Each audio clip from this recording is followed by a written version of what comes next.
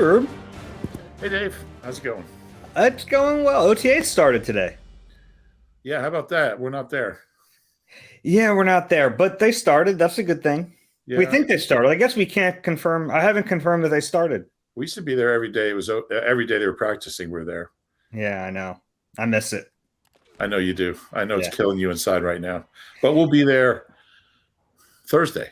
Thursday, yeah. And then we'll talk after that. We'll do our podcast. And our pod might be a little bit late on Thursday because we want to see what happens at that practice. But yeah, it should be fun. I'm sure it will be. This is where I mentioned this is the Eagle Eye Podcast. He's Reuben Frank, and I'm Dave Zangaro, if you haven't figured that out already. Even though we're not at OTAs at the NovaCare Complex, they are happening. So we have some storylines we want to break down of some of these spring workouts. So we'll get into some of that. We had a chance to talk to some players last week because even though these are OTAs, they've been working out for a lot of the spring starting in, I think, April 24th. So there's still plenty of stuff that we talked with some of these players about. So some big names, Devontae Smith, Josh Sweat, Jordan Mailata, all spoke with us last week. So we have some takeaways from that. Nakobe Dean, sure.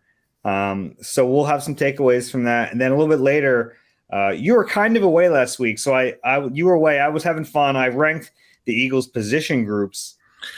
Rube was away. I was having fun. There's definitely a connection there. So I want to get your take and see if you think I'm right about the way I rank their position groups in terms of the strength where I see it in the roster. First off, welcome back. I know you didn't really go away, but you took some time off. That's good. I did. I did go to Mount Holly for a track meet. So I went to Rancocas Valley for the Olympic conference meet. So that was my big summer trip. All the way across the bridge. That's good. Yeah, it was well, not just across the bridge, but well into Bergen County. Before we start, I had an idea. You know how we were talking on our last podcast about Quaker weddings? Yeah, let's get rid of the ideas first before we start the podcast. Yeah, well, because I want to forget this, but you know how like at a Quaker wedding, at least the one I was at, it's very solemn, and people sit there, and then when they're compelled, they just stand up and speak, and there could be 30 seconds between different people getting up and speak. It could be 20 minutes. It's just whenever you feel, compelled to stand up and share thoughts, you do it. And I was thinking we could do a podcast that way. I think that's what we already do. Just 20 minutes between points. And then, like, I'm really excited about Ian Book. And then like 8 minutes of silence. We're not that far off from that, honestly. Oh, I think it's Quaker podcasts. Quaker podcast, yeah. Anyway, I'll let you speak now. I'm not compelled. I don't have anything. We have plenty to say. Storylines for OTAs. I wrote this out on the site, but I figured we can talk about it a little bit. Look, like these OTAs, they practice. They're not real football practices in what you like think of, but they still get some valuable work in. They can run 11 on 11. We'll see if they actually do in the next couple of weeks. But there's still some value in watching these practices and hearing what players have to say. And it's our last chance to see the players on the field, to talk to players after practice until the summer. I mean, probably August or late July. So it's going to be a long layoff here. Yeah, probably the last couple of days of July. We'll see. Nick's training camp might be 2 weeks this year. Who knows? I mean, after it'll just get shorter and shorter, but it'll be a while. This is really the only time of the year from the beginning of June to the end of July where there's nothing. I mean, the NFL does an amazing job of spreading out, whether it's the free agency and the draft and the schedule coming out and OTAs, everything's kind of spread out. So there's always NFL headlines, but this is the one period of maybe 6 or 7 weeks. And I'm sure they'll come up with something to keep us busy. But it'll be a while before we see him again. And, it used to be, here's one of my one-eye stories, but when I first started covering the Eagles, OTAs were just before training camp. Mm-hmm. So it was the 2 weeks before training camp. We would be down there every day for practices in shirts and shorts. And it was kind of leading up because back then they had to kind of get into shape because a lot of these guys worked, they had jobs. And I was just kind of at the end of that period but it wasn't a year-round deal. They weren't making enough money for that. So it's interesting. The timing has always been interesting to me. But I'm looking forward to going down there Thursday. Yeah, it should be good. And look, even though we get that dead period a little bit, me and Rube are working on figuring out a way to at least get you guys one podcast a week, because we are going to take some vacation time and all that. But there's always something to talk about. Dave's going to go to the Himalayas, and I'm going to go to a track meet in Pensacola. Not quite going to the Himalayas, going to Pacific Northwest this year. But okay. Yeah, should be fun. Well, I am going to Pensacola. In any event, though, you kind of hit on a little bit, like Nick's kind of jokingly, but like Nick's training camp might be 2 weeks, but we see that in the spring. I mean, the Eagles only have 6 OTA practices. They're allowed to have up to 10. A few years ago, it's kind of like crazy to think about the Eagles would have fewer than 10, like the maximum. Like most teams just have the 10. They have a mandatory camp. And the Eagles are so far on the light scale of this. They only have 6 OTA days. And for the second straight year, they're not having a mandatory camp. I mean, it's kind of unheard of, but you kind of see where they're coming from. And even if there's not a direct correlation, I think there's at least enough where they feel emboldened now to do it this way. And they want to take care of their players' bodies. And they're just going to go super heavy on the mental side. Yeah, and it's funny because when Nick first decided not to have the mandatory days, they had a big negotiating session with some of the captains and the leaders. He probably was going to do that anyway. It's just kind of made him look like. Pardon? I don't know. It's not like many coaches are doing that. Yeah, I think what happened really was he just realized pretty quickly that the more time you keep them off their feet, keep them engaged in the meeting room and that kind of thing. But it sure paid off last year, and I think you're going to see more and more teams emulate what the Eagles are doing: shorter practices, less hitting, fewer OTAs. I just think that's the wave of the future. You're probably right. The Eagles are one of just 2 teams in the league that don't have a mandatory camp. It's them and the Bengals. So, I mean, 2 franchises, and last year they were the only 2. This year they're the only 2. So 2 pretty successful teams right now. I mean, 2 teams that have been in the Super Bowl in recent years, and they're doing it this way. You're probably right, but I think some of these coaches are just like kind of set in their ways, and they're not going to change it. And like the Eagles probably do feel emboldened to do it this way, but like some of it's luck too. Like I don't want to overstate the injury luck because that's a factor, but like, look, it's hard to argue with the results. Yeah, no doubt. And they've spent so much time, studying how do we keep guys healthy. I was really impressed with the one thing they realized that a lot of injuries occurred in training camp on the 3rd consecutive day, or it was the 4th consecutive day, I guess, after they had 3 straight days. So they got rid of the 4th day, and they don't practice more than 3 days in a row. And I never would have thought of that. Look into, how many days in a row a team has practiced when most injuries are. So it's something to take very seriously. I mean, injuries derailed a lot of seasons between the 2 Super Bowls. They had some real issues. Even the Super Bowl season, they had some really serious injuries. So you're going to have some, although they didn't last year. But the more you can control it, the more it makes sense. I mean, there's just so much at stake. You play 17 games, you may as well have your best players available as much as possible. Yeah, it certainly checks out. So look, I don't think the practices are going to be like, man, we're going to come back and say, wow, we saw all this great football. Right. But we do get to watch it, and it will get competitive at times in certain drills. Then we get to watch all of practice, which is fun. It's not like a regular season. So I have a few items here of things I'll be looking for at these practices, and we'll get to go to 2 of the 6, which isn't ideal. I wish we could be there every day like we used to be, but we'll still be able to get some notes. I just have a list of things here, and you let me know if there's anything else you want to add to it. But in terms of the actual competition, we'll see a little bit. I think the depth chart, though, at least where they're starting on it, because someone's got to be out there with the first team, even if they're going to rotate at times. Like someone's got to be at right guard, right? Like someone's got to be at right guard. They have to have 2 safeties. So we'll see some things, right? And I think Cam Jurgens will probably get the right guard first reps, but I want to see if they rotate, and I want to see which two safeties are out there. I think at linebacker it's going to be Nakobe and Nick Morrow, but like, how good do they look? Does it look like Nakobe's just going to step in as the Mike and ho hum everything's going? Now, are there other battles that you will really want to take a look at least at the depth chart? I mean, those are the main ones: linebacker and safety. I don't put right guard quite in that category because I think they've been pretty clear about, Jurgens is going to get the first crack at it, or at least they've strongly hinted that. But I wouldn't be surprised if they rotate a little bit. Of course, if Kelsey's not practicing, then we're not going to find out, which is pretty likely that we won't see him out there. Might see him on the sideline. But that's those are kind of the main ones, and just kind of. I mean, I don't know how much we're going to learn about running back rotation, if any. We probably won't. Someone's got to be out there first. Somebody's got to be out there first. They'll go empty.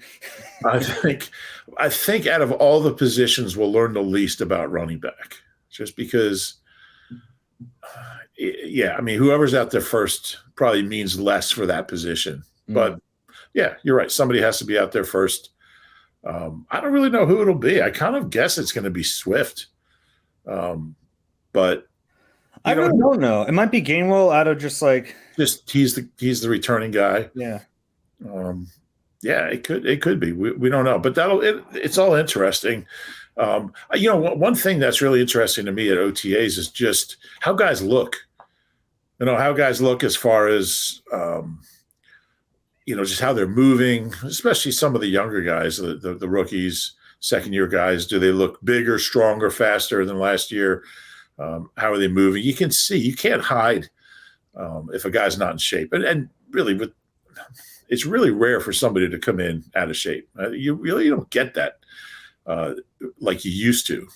And certainly that'll be a big thing. You can tell by the way someone's moving or just how they look, whether they've come in shape. That's always an interesting one for me. Just how does a guy look as far as they're not going obviously full speed, but how's he look running? How does he look? Yeah, think about Cam Jurgens, who we kind of think as being a little undersized. Yeah. Just seeing him out there next to, if he's standing by Steen, I want to see the body composition a little bit. That's the fun thing when the rookies come in for the first time, seeing Jalen Carter in person. You kind of want to see the body composition. You want to see how he's built. I think he gained something from that. Yeah, there's no question about it. And for me, that's the most illuminating thing. It's just how do the guys look. Yeah. You think wide receiver 3 or the slot guy will just be Quez? I think so. Yeah. And all these things are storylines and depth chart items that we'll be charting throughout training camp. This is just our first glimpse at it. And I think it does tell you, though, when a guy, if Cam Jurgens is out there right guard, it tells you he's going to get the first crack at it. Yeah, and he'll probably won't lose that, barring disaster. I think wide receiver, I'll be shocked if it's not Quez, because even if you're going to make a change, you're not going to do it now. Especially with a guy like Zacchaeus who's new. Yeah. Will they rotate a little bit? Maybe we'll see. They're different kind of players. I think so, but I think it'll be clear that Quez is that guy to start off. But that's something interesting, though. If they are different players, that's a good point, because they can say, all right, Quez is the 3, but there are going to be situations where they want Olamide out there instead. Yeah. And I'm sure what they'll say is when we see Olamide out there and Quez isn't, well, it depends on down and distance, and there is no 3. The 3 depends on, but there is a 3 because whoever gets the third most reps is 3. If Quez is here, I would expect that it'll start out that way, not just in OTAs, but in the season too. I think they'll give him every opportunity to show that he's gotten past last year because he is such a threat. He's such a vertical threat that when he is catching the ball, there's not a lot of guys like him. So I think he'll get every opportunity if he's on the roster, if they don't move him to win that job or hold on to that job. Yeah, you forget how he's so fast. The Eagles did one of those videos where they have a prompt up and it's just a camera and guys walk up and answer the question, and it was who's the fastest on the team. And aside from some of the guys, me, pretty much all of them said Quez, and there's an Olympian on the team. So who I might pick over him if we're just talking straight line speed. But the fact that someone even said it, like that's still the thing with him. It's like this speed is. And look, he didn't play well last year, but speed is tough to get over. Hey, even on that Super Bowl drop, he separated. I mean, he did. He's I'm not making gallows humor. I'm just like, he has that ability. I would pay to see Devin Allen race Quez Watkins. I would too. If you had to put together, why am I about to do this? If you had to put together a 4x1, who would you put on it? I did that a few years ago because actually Donnell Pumphrey made me do it because he was like, I got to get on the field somehow. That was mean. I'm sorry, Donnell. He's such a nice kid. I know. He's the nicest guy ever. But he was a hell of a sprinter in college. He was really good. And Ronald Darby was, he went to the World Junior Championships in the 200. So they were on that 4x1. But that's a good question on this one. I like that you're happy to entertain this one, but the second I asked you who could punt a football, you were out. No, I think I said Nolan Smith.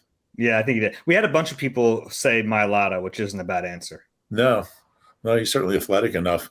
I believe I think Keely Ringo was a college sprinter. Yeah. So I'd have him out there with Devin Allen and Quez, and the fourth spot. Swift? I don't. Yeah, I'd have to go through my notes. But that's three pretty good legs there. Swift is pretty fast. Yeah, he might be a good. I'm trying to think who else makes sense. Looking at the DB room. And the other corners are old. Slay will tell you who should be on it. He's pretty fast, Bill. He's also 33, so I'm not sure he's got the wheels he used to have. I mean, the receivers are all fast, but that world-class speed, that Quez speed. They look slow compared to him. Like Devontae has long speed. Yeah. Yeah, I'm sure AJ would be, if it's a 4x1, he'd give you a pretty good leg. I mean, Nolan Smith isn't a bad answer either. It's funny to think about an edge player, but he doesn't run like a defensive end from 1995. I saw Jordan Davis at the combine. They put him on the team. Not bad. Anyway. I did want to ask you, you mentioned something I want to get back to. Because we talked about Kelsey, and that's a pretty natural way for them to get Steen reps this summer is Kelsey will take his days off, and then you put Juergens at center and you put Steen in at right guard, and that's like he's getting a lot of Steen. That's like a good way to sneakily see Steen in there. With Kelsey, though, we know he's going to get his days off. Do you want to see him more because there will be a new guard, not just a new guard next to him, but a young guard who hasn't played in the NFL next to him? Yeah, I mean, they're going to need to get their work. And, it's definitely, I mean, with Kelsey and Sayamalo, they didn't need that. Yeah, even though he split sides, it was like no one was worried about that. Yeah. I wouldn't be super concerned about it. I don't think they need it. I don't think they need to be out there every day. And I don't think Kelsey will be out there every day. He might practice 60% of the time this year. I wonder how much Steve Van Buren and Chuck Bednarik were practicing at the end of their careers. Chuck was playing both ways. He was probably going to his night job. And Yeah. But it's definitely something to keep an eye on because you definitely don't want to. And talking to Kelsey, he's got things he wants to work on, and it's crazy because he's a Hall of Famer. He's what is he now? A 5-time All-Pro. I lost count. He's one of the best centers ever, but he takes it seriously as far as like, I mean, he'll find one thing he really wants to improve on this year and take that really seriously. You kind of forget, because he's such a personality now. He's got the podcast and he's chugging beer everywhere you look, and parties, and but he takes it really seriously, and he's not a guy that's going to change his approach just because he's like this rock star, superstar personality now going on, was it on Saturday Night Live and all that stuff. But he's going to want to go out there and get better, even if it's going to be his last year. He'll take that challenge really seriously. I'll take that segue from you because we had a chance to talk to Jordan Mailata last week, and that was one of the things that really stood out about what Mailata said was that because I think I asked him, at this point in his career, is it harder to find things to improve? Early in his career, it was like every day he was getting so much better. It was probably easier, but he said, no, like we have Stout and he'll point out everything. And then there's the standard that's been set in that offensive line room. And he named all the guys who were there when he arrived. But the big one is still Kelsey. And I found it notable that he mentioned Kelsey is still pushing the entire room. Even in year 13, he's still like trying to get better and doing all these things. And I think that's important. I like that you mentioned that because he's not, and I think that's why it's so important to him, like when he makes that decision, if he wants to retire or not, because he doesn't want to do this half-assed. He really wants to do it the same way he's done it. And yeah, that means taking off a practice here or there, but it also means pushing himself to try to get better, even if there's not really any room left there. Yeah, it's something you don't realize. Like the best players are the best players for a reason. I'll never forget talking to Doc, like, 11, 12 years into his career. I guess he was here 13 years, 96 to 08. And, it was like early in training camp. And I'm like, well, I was kind of joking. I was like, what do you have to work on? Like, what do you have to be here? He's like, it's only almost like he took offense, and he's like, he started glaring at me. He's like, I got to be a better blitzer. I got to be a better blitzer. And he told me like every year, that's what drives him. He said, when I'm at the point where I don't want to get better or I don't want something to improve on, that's when it's time to call it a day, because that's what motivates the great ones, is to be even better and not flatline. Like Kelsey could do that and still be a really good player, but I think all the best ones, that's something they have in common. That just, and I think Jalen will have that when he's 35, and if he's still playing, his mentality won't change. And I think that's something that really ties together all the best players, and probably in every sport. Yeah, and I think they use, especially like the spring, I think those really good players use this time to just work on individual things. I asked Devontae Smith about, what do you use this time for? And do you try things that are different? And he said, yeah, I'm paraphrasing here. We said, I do things that Nick doesn't want me to do, but I try them now, whether it's in terms of route running or releases. To me, it reminds me like you hear pitchers talk about in spring training, like they're just playing around a little bit. The really good ones can afford to do that. And I think that part of it is fun. It's like they're finding ways to get value out of these spring practices where we might look at it and go, what the heck does like Jason Kelsey and Lane Johnson, what do they need to do at spring workouts? But they figure out things to get better with, and they use it probably differently than a younger player might. Yeah. I mean, you'll hear quarterbacks talk about how in a preseason game or a practice, they'll try to throw into a window where they ordinarily wouldn't, just to see if they can do it. And which is tricky. It's tricky, but also you learn about yourself. Like, wow, I just threaded the needle there. I can do that in the game. Donovan was big on that. You would see him make throws in training camp or in preseason games. Like, oh my God, that's what he was doing. He was like, can I make this throw? I think about the touchdown he threw to Westbrook in the Super Bowl. I mean, with three guys like around him, that could be the product of that kind of thing. You think Mahomes goes into spring workouts with like a blindfold on? Man, I don't know. Like, what the heck else is he trying out there that he doesn't do in games already? Yeah, he's just different. But But yeah, blindfolded would probably be. I mean, if he played a game blindfolded, he probably only complete like 40% of his passes. But I think Jalen probably does a little bit of that. Not blindfold, I mean, but like playing around with stuff. I'm sure. Yeah. Yeah. That's what it's for. I mean, because you can make the easy throws.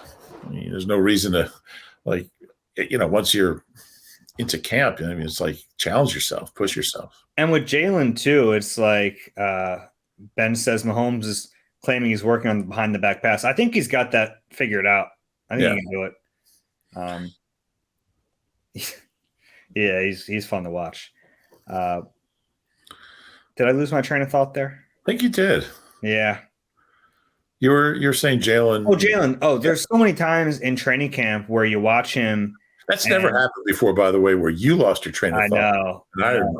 There's so many times with Jalen though in training camp where you'll see him and he'll like throw a little dump off pass, and you're like, yeah, in a game he's running for 10. But it's fun to like watch him be a different quarterback in practice because there's not a ton of value in him taking off and running. We know we can do that. But he will do that.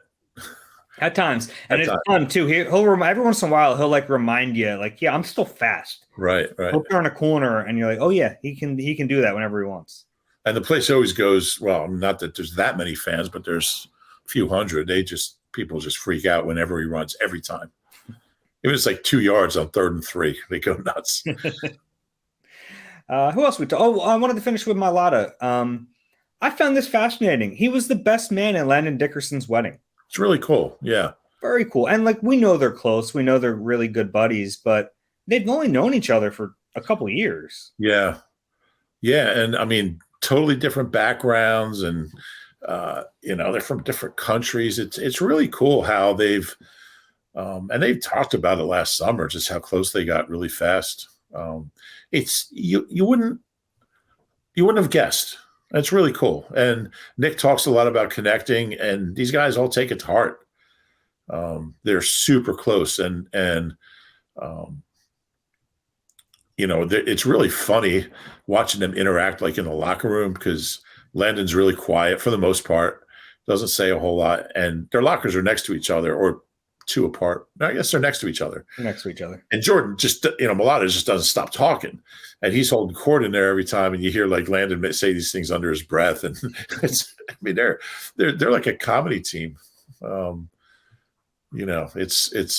is cool.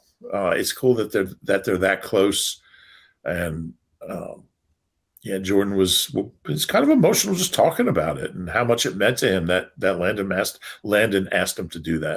That was neat. Yeah, and I thought it was cool too that he mentioned, he came here, he was 20 years old when the Eagles drafted him, and he'd already been living away from his family and everything, but he comes to Philly, he's in a new city, he doesn't know anyone. So he talked about he was just trying to build his circle up, and obviously it was a few years before Landon got here, but like, I get that. Like, think about being 20-year-old kid, you're away from your family. Like, you're just trying to get people who you can trust to be around you. And it's cool that he has that now with some of his teammates. Yeah. He's like the best guy. He's like the best guy ever, Jordan Mailata. I love just talking to him. Just, even if, it's not for a story, just listening to him talk is amazing. Mm-hmm. Yeah, it is. I can't believe he's going on year 6. It's crazy, isn't it? Isn't that wild? Yeah. Did you want to touch on Nakobe at all? I found his comments pretty interesting. Yeah, it's a big year for Nakobe. Just the fact that he's one of the guys they brought up with all these players who have been starters now for several years. He's going to start this year after basically redshirting last season. And he talked about, he felt like he obviously wanted to play last year. He felt like he was ready to play, but that wasn't what they asked him to do. So he just had to wait his turn. I was impressed last year with how much maturity he handled all of that with. Yeah, same here. I remember asking him late in the season about, how hard has it been, just playing special teams. And he's like, dude, I love playing special teams. He's like, if you're Georgia, you have to, if you're a young player, even a lot of the starters, he said, whatever my role is, I want to help the team win. If that's on special teams, I'm gonna put everything I have into it. And yeah, I thought he handled it really well. He's such a smart kid, grounded, thoughtful, really intelligent, and I'm really looking forward to seeing those qualities on the field as a player, because I think the mental side of it is not going to be an issue. I mean, he's going to be in the right place. He's going to know what the offense is trying to do. He's going to understand what the other backers and safeties, and I mean, he's going to know everything that's going on. It's just a matter of, is he big enough to make the plays? He's certainly athletic enough. We don't know. I feel pretty good about it. I feel pretty good about him. I can't wait to see him. I think out of all the guys on this team, I'm most intrigued, I guess, most eager to watch him in camp. I think that's totally fair. The sample size was so small, him on defense last year. It was good. You go back, like he only played 30 plays, but they were good 30 plays. He had, I think, 6 tackles. He had 1 TFL. He was making stuff happen. I just wish, and it's hard to nitpick about this defense that was really good all year. I wish they would have found a role for him. Yeah. And I went through, I think in one of my 10 observations over the last few weeks, I went through his snap counts in some of the blowouts, and a couple of them, he had 12 snaps at the end, but a couple of them he didn't play. There's a 35-13 didn't play. I would have liked to seen a little more of them, but that won't be a problem this year. We're going to see a ton of them. Yeah, even there were no 3 linebacker packages in there, right. And maybe a few snaps at the goal line, they'd get him out there. And I understand in the beginning of the season, TJ was playing great. Kaiser was playing really well early. I think Kaiser tailed off a little bit. And I'm not saying you just replace him, but yeah, I look back it's tough to argue with the results. They're a really good defense, but and you're not thinking about the next year. You're thinking about winning every game and winning the Super Bowl. But you look back and you go, how the heck couldn't they find and they're clearly high on him because they're going to hand him a starting job this year. They couldn't find any way to get him on the football field last year. Yeah, I think it was – I'm sure there was a reason for it. I'm sure they use the word redshirt season. I'm sure they just didn't want him to – I mean, he's also a really young kid. What was he, 20, just turned 21? No, was he 20 last year or just turned 21? He's 21. Yeah. So he was really young.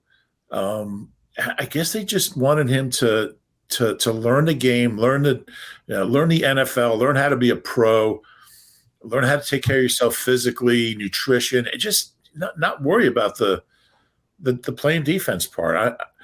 I kind of get that, but I'm with you. I would have liked to seen a little more of him too. Yeah. Josh Sweat, talk to him a little bit. Well, I always love talking to Josh Sweat. He's always just a fun guy, always laughing. 2 things stood out. One was he was asked about Nolan Smith and Jalen Carter, and the first thing he said was they're professionals. They're handling their business already. And that's a good thing to hear. I don't think there's any concern about Nolan. I think there was probably a little bit about Jalen Carter, right or wrong. But I think that's a good thing. And look, they've drafted guys from Georgia and Alabama over the last few years, and I think there's a reason for that. Yeah, it was good to hear Sweat say that. And that's a big. It's such a transition. I mean, people think about the football transition, but the financial transition, the geographic transition. You talked about Mulata being somewhere he'd never been. A lot of these guys have never been in the Northeast. They have money for the first time now. That's changed a little bit with, NIL deals. They have money before they get here. Some guys, but it's you're all of a sudden you don't have classes. I don't know. Some of these guys have had them, but no. But everything changes. Your priorities change. You're professional now, and I really think having N'Kobe and having Jordan Davis and other guys, not just Georgia guys, but other guys, to show them, about investing and get into 401k. I think they have to be in the 401k, but just being smart with your money, just surrounding yourself with people you can trust, just all those lessons that a lot of young players never get.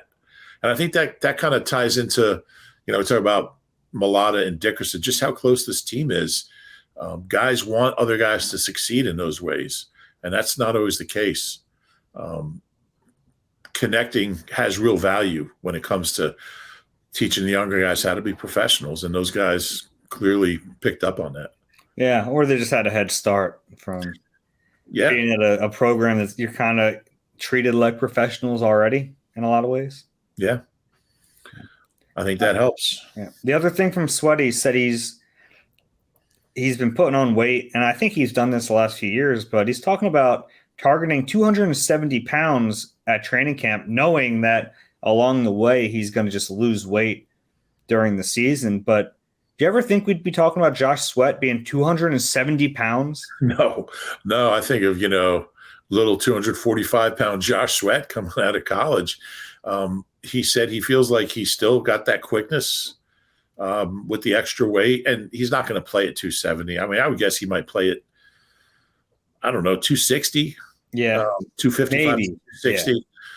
Yeah. But if he can put on that weight and not lose that quickness, be a better player.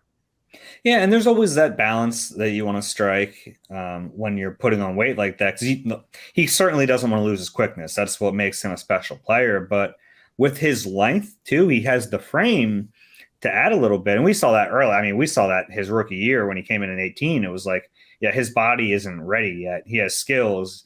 And that was basically a redshirt year for him. They put him on IR after, 7 weeks? Yeah. And told him to gain some weight. And he's done that. So he has, you can see, if he can get that bull rush a little better, he has a stab. He can put a little more oomph behind it. They call it the tool belt. His tool belt is getting pretty full. Yeah, and I think I made this comment last year at some point. I can see him being a 15-sack guy. I mean, he's only 3.5 away this past year, but there's something about 15. That's just that's an imposing number. I could see him getting there. And the thing with Josh Sweat, too, is that he's going against left tackles. We don't talk about that as much because I don't think it matters as much as it used to. Right.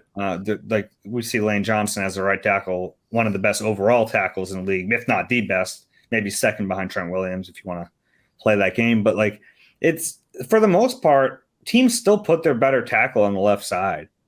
So week in and week out, he's seeing better competition than Hassan Reddick. Yeah, there's no question about it. It's interesting. The Eagles had 4 guys, as we know, with 11 sacks last year. In the previous 25 years, they had 4 guys with 11 sacks. Wow. Isn't that crazy? That is crazy.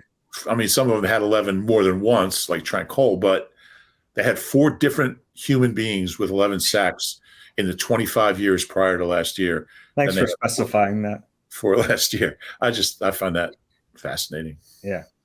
Anything else from those availabilities? No, it was good. It's good talking to those guys. Yeah, it is. We'll talk to some more players on Thursday. I always look forward to that in spring because it's there's nothing really to ask. So it's all these questions that you have. It's a good time to just chat with these guys a little bit. Yeah, and they don't hate us yet. That'll come soon enough.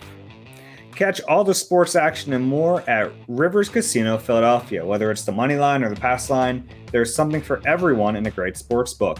Rivers Casino Philadelphia. Philly loves a winner. Gambling problem? Call 1-800-GAMBLER. I ranked the Eagles position groups.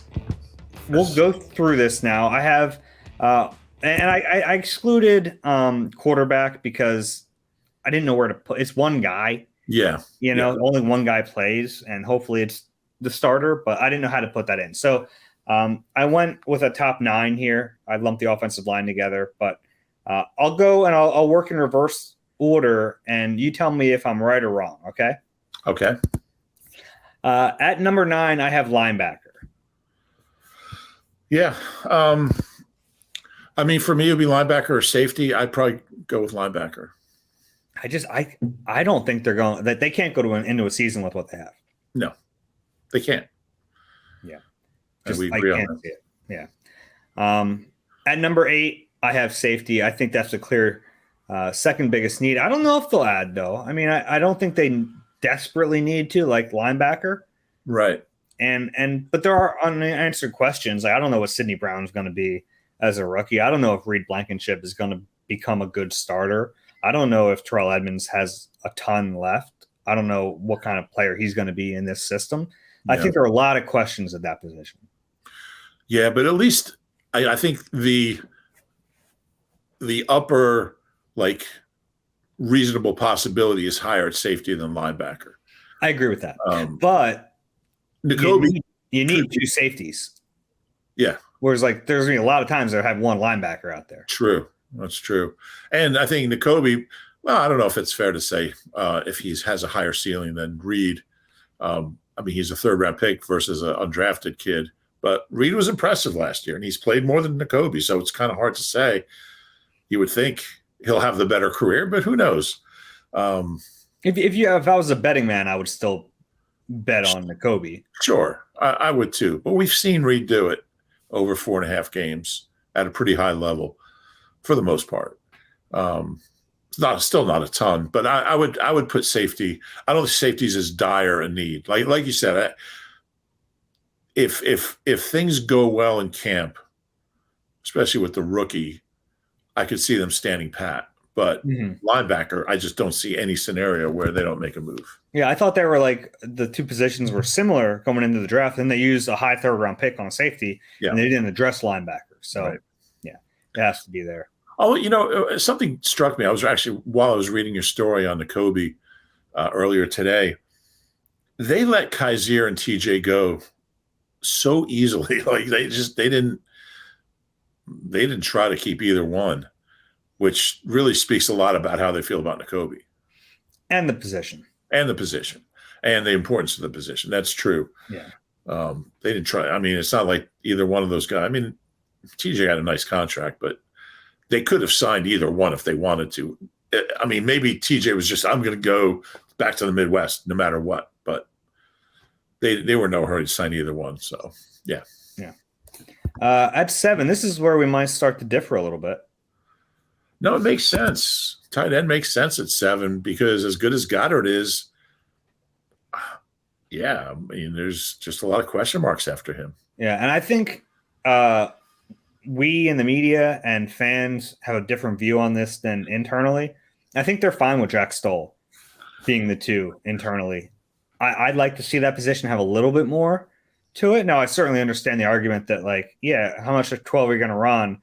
And are you going to target that second tight end over Dallas Goedert, A.J. Brown, or Devontae Smith? No. But, man, I'd like to have a little bit more firepower offensively. And especially because, Dallas has had injuries. He's missed games. Missed 5 last year, I think.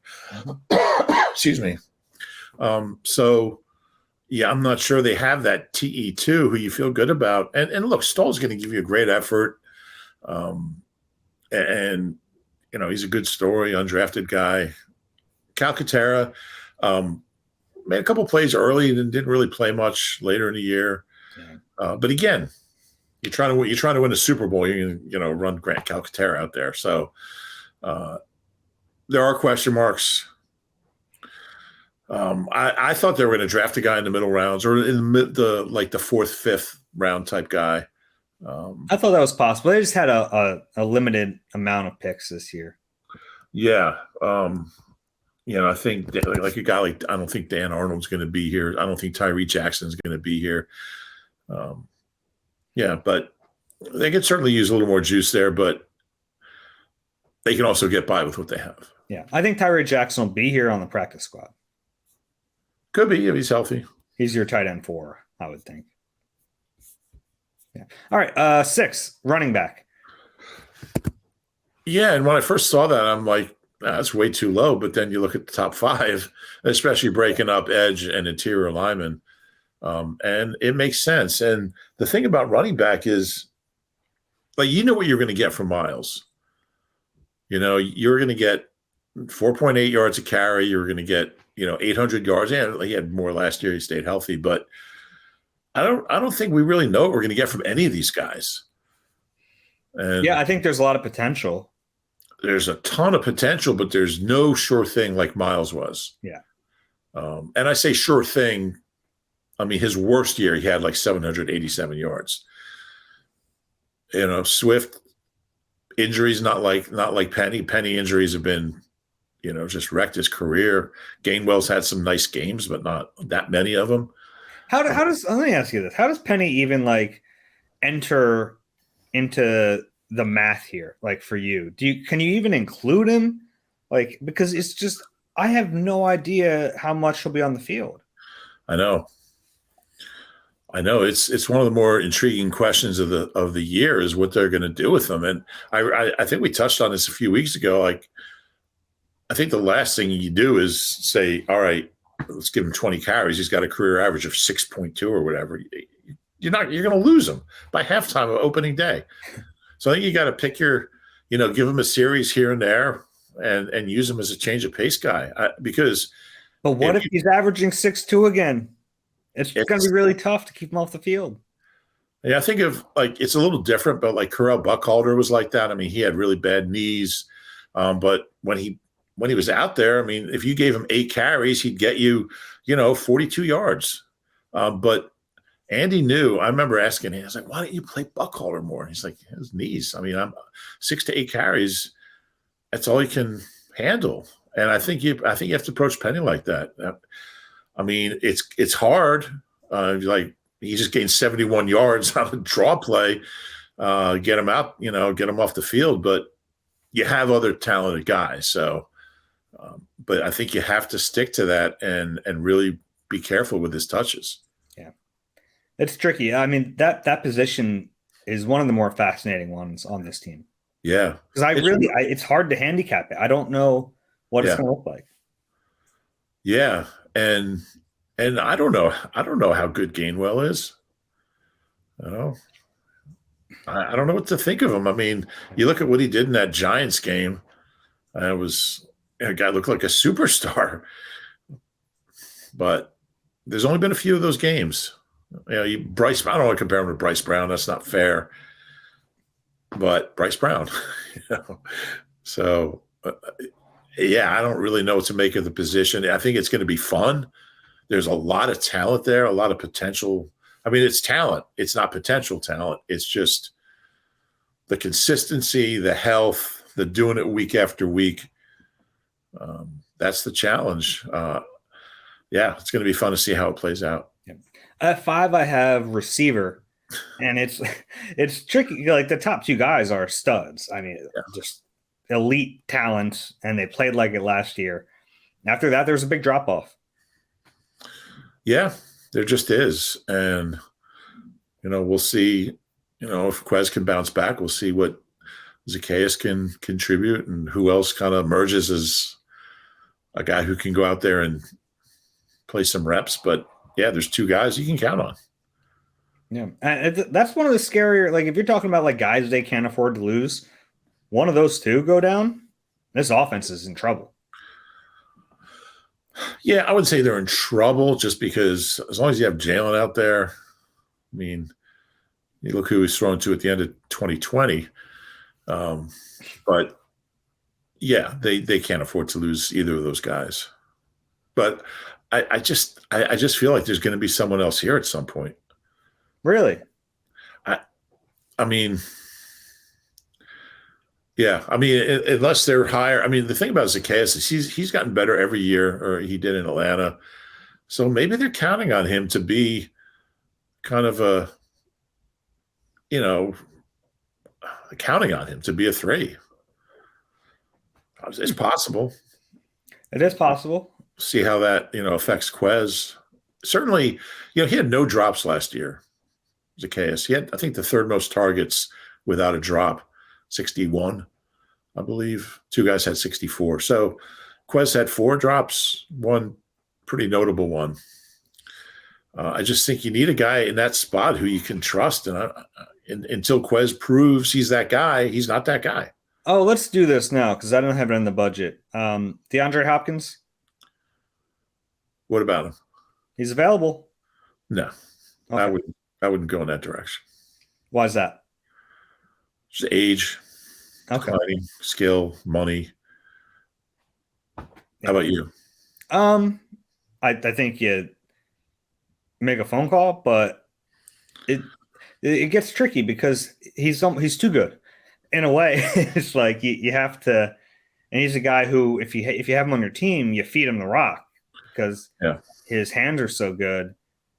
And we've already seen, like, there were times last year where the receiver position, we saw some little upset receiver out there. Yeah, I just don't think that's the level of addition they need. I think it would almost create more problems than it would solve. They need a middle type talent who's not going to cost much. I mean, those guys don't really exist though. Like Zacchaeus is that guy. Quez was that guy 2 years ago. Right, right. John Hightower's still on the practice squad. Gosh. All right. Moving on to 4, defensive tackle. Kind of shocking that they lose Javon Hargrave, and I still feel like it's still a pretty good position. They still have Fletcher. They have Jordan Davis. They get Jalen Carter. Milton Williams is probably the most forgotten guy on this roster who's really good. And then whether it's Kentavious Street or Noah Ellis or Marlon Tuipulotu, like that last guy's going to be all right too in a limited role. Yeah, they're loaded. There's some, and we got to see the Georgia guys where they are and how they fit in and the production and what kind of step Jordan Davis takes from year 1 to year 2. But yeah, they're loaded there. And Fletch is at the point where, look, he's had a great career and he played pretty well for most of last year. But at some point, he's not going to be Fletch anymore. It could be any day now. Yeah. You just don't know. I mean, what is he, 30? He's not that old. Is he 31? Yeah, but he's played a lot of football. But he's played a ton of snaps. He probably doesn't get credit. Like, we always give credit to Kelsey for, like, playing through injuries, and he's always out there. Fletcher Cox has played through everything since he is a tough dude. Yeah, he really is. I think you're right. He doesn't get credit for that. Like, he's a guy that you see hobbling off the field, and, like, 2 snaps later, he's back out there all the time. So yeah, he's definitely that. The good thing is he won't have to play a ton of snaps this year. But yeah, they're loaded inside. 3, cornerback. They bring back Bradbury and Slay, who are very good, getting older. That concerns you. But then you draft Keely Ringo, and normally if you draft the cornerback in the 4th round, I'm not like bumping you up, but this is a cornerback that consensus was higher on, and he has all the skills. And if he sits for a little bit, he could be a really good player. Yeah, no, I would personally put interior D-line ahead of corners just because of the age factor with Slay. We saw signs of decline last year, and it could be he just had an injury he didn't want to talk about or something. He wasn't awful, certainly, played really, really well the first half of the year. But I think it's a big year for him. Let's see. A lot of good receivers on this schedule. There sure are. Let's see if he's still the guy he was the first half of last year, or if we see some of the same issues manifesting themselves. If we do, it's going to be pretty apparent. Like with the guys he has to cover this year. Yeah. And look, he's not going to win them all. Like they're like some of the receivers are going to beat him at times, but you need him to be consistent. And I feel like we'll see in training camp. I mean, we'll have a pretty good sense of where he is in camp. But I think there's more questions at corner than there are interior line. So I'd put D tackle ahead of corner. Okay, I understand that. At 2, I have edge rusher. Hard to not make this 1. I mean, they have 3 guys with double-digit sacks. Then they just drafted a guy in the 1st round, and they have a former 1st-round pick who's coming back as the 5th guy. Yeah, it's an incredible lineup of pass rushers, and the only thing keeping them number 2, and you can even make a case for number 1, but you probably can't. The only way you can make the case is if right guard is a question mark, but I mean they have an all-pro right tackle, an all-pro Hall of Famer at center, a really, really good left tackle, Pro Bowler at left guard. I mean they're loaded. So. And one of Cam Jurgens or Steen is not going to be a starter. So then you have the other one on the bench. You still have Jack Driscoll, who's proven himself to be at least an adequate backup in the league. It's such a good unit. And Sua is in the mix, who I think is pretty good. I'm a Sua fan. So yeah, but I think they got to be number 1, and edge has to be number 2. But it's close. I think it's close. They don't have I think the difference for me is Sweat made the Pro Bowl 2 years ago. what do you have, 7.5 sacks 2 years Yeah. ago. BG, you wonder about his age a little bit, although he had the best year he's ever had last year. Barnett, we just don't know what to expect from him. Hasn't played in a long time. And when he did play, he wasn't, anything to write home about. He was okay. So there's, Reddick. I think Reddick you kind of feel really good about, but Yeah. Yeah, and Sweat too. It's just there are questions, small question marks. I don't think BG. It's unfair to expect him to have 11 sacks again. Although he might have 13, wouldn't shock me because he's BG. But I think the guy, like when you look at Lane and Kelsey, they've had a string of All Pro Bowl type seasons. I think Lane's now a 4-time Pro Bowler. Yeah, which is, he's better than that. Yeah, there's a couple years he should have been. Same with Kelsey. And I think if anything, Lane's underrated just because he's playing the same line as a Hall of Famer. But again, like if Lane gets a couple more All Pros, he could be in that Hall of Fame conversation. Yeah, certainly like the player he is, he deserves to be in that conversation. Yeah. Yeah. Yeah. But I would go the same 1-2 order. But man, it's close. Yeah, and I lumped the offensive line together because so many of the backups played, like, you know what I mean? It's like it was hard for me to split it. Edge and tackle is different. They're kind of Yeah, like they'll get snaps inside or outside. It's really they're separate positions. They're in separate meeting rooms. Yeah. That's all I had. That was fun. Did you want to? Yeah. No. Oh, Devin Allen ran the Diamond League meet in Morocco yesterday or Saturday. What's today? Tuesday? Yeah. It was Sunday. Yeah. He ran 13:25. It was all the best. He was fourth. He was up with all the best hurdlers in the world. Got a great start. Didn't finish real strong, which is usually the strongest part of his race. But it was interesting to see. If he's going to try to do both, I just wonder if physically that's possible because he looked bigger. He looked more like a football player hurdling than a hurdler. And he still ran. He still ran a really, really good time. But you get paid to do that. Well, yeah, you do get paid. You get appearance money, and you get prize money based on points. The Diamond League goes through September, so you get. The more points, the more high finishes you have. I think fourth, you don't get any points. But like he told me last year, he makes more on the practice squad than going to any track meet in the world. Yeah, I believe that. So, but good for him trying to do both. I assume he'll go to U.S. Nationals in Eugene. That's fun though, and it's cool to see him do. He might as well. Yeah. I don't know if it's possible to be elite in both. Just physically, they're just such different things. But he can be really, really good in one, and we'll see what he does in the other. Yeah. I only have one more thing. So the other night, ants? No, not ants. Another animal though. You ever heard a fox scream? Yeah. I hadn't. It's like 2 a.m. I'm sleeping with my windows open, and I just hear this shrill screaming outside of my window. Oh. And I'm like, what in the world is that? Well, I actually recorded it. Uh-huh.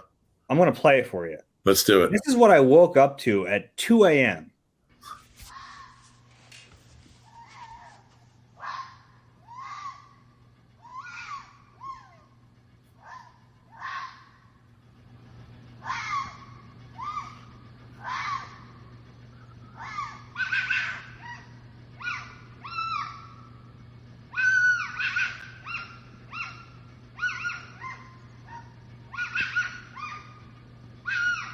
It's actually what Dave sounds like when they close practice. That's outside my window, man. So what did you do? And by the way, why'd you have a recorder?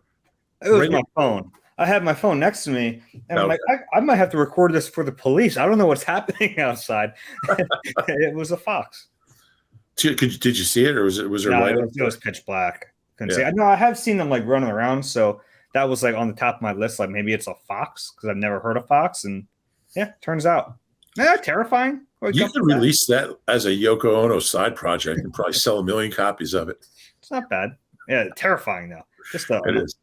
Yeah, very scary. Sorry, Yoko. We good here? Yeah, we're good.